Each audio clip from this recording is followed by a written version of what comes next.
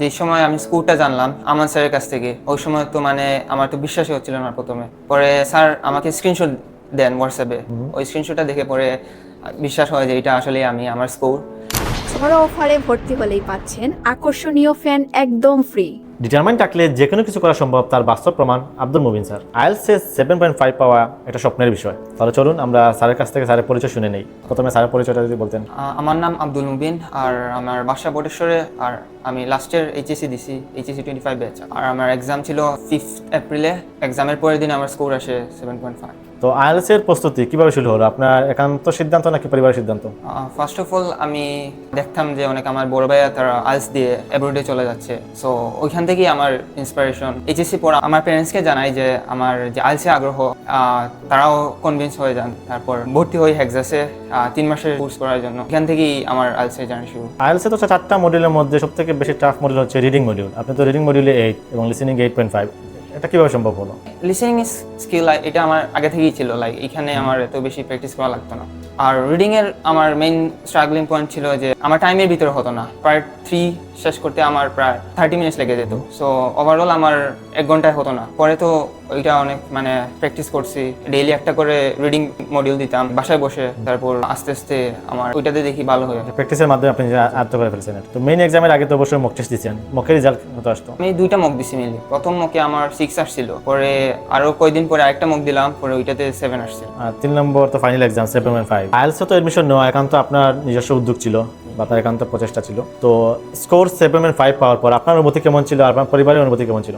যে সময় আমি স্কুলটা জানলাম আমান স্যারের কাছ থেকে, ওই সময় তো মানে আমার তো বিশ্বাসই হচ্ছিল না প্রথমে। পরে স্যার আমাকে স্ক্রিনশট দেন হোয়াটসঅ্যাপে, ওই স্ক্রিনশটটা দেখে পরে বিশ্বাস হয় যে এটা আসলে আমি, আমার স্কোর। পরে আমি ফ্যামিলিকে তারপর জানাই, তারপর তারা অনেক খুশি হয়েছিলেন। ওভারঅল আমরা সবাই খুশি ফ্যামিলিতে।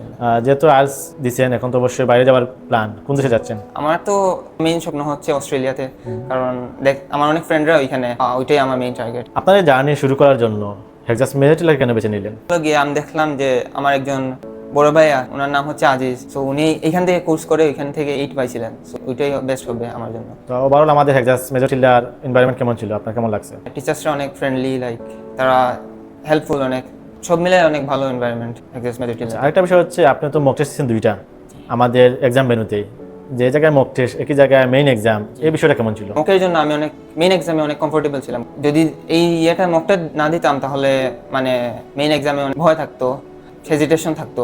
আপকামিং যারা আসলে পরীক্ষা দিবে, অনেকে দেখা গেছে বইয়ের নাম তো বললাম, রিডিং বা লিসেনিং বা ওভারঅল আছে, তাদের উদ্দেশ্যে আপনার কি পরামর্শ থাকবে?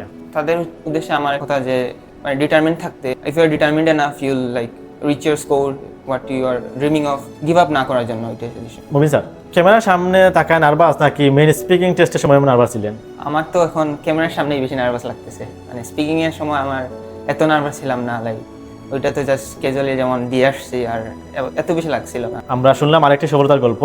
তো মুবিন স্যারের কাছ থেকে শুনে একটি কথা মনে পড়লো যে আপনার নিজের আগ্রহ এবং চেষ্টা থাকলে যে কোনো কাজ করা সম্ভব। তো সবার জন্য অনেক অনেক শুভকামনা থাকলো। ধন্যবাদ।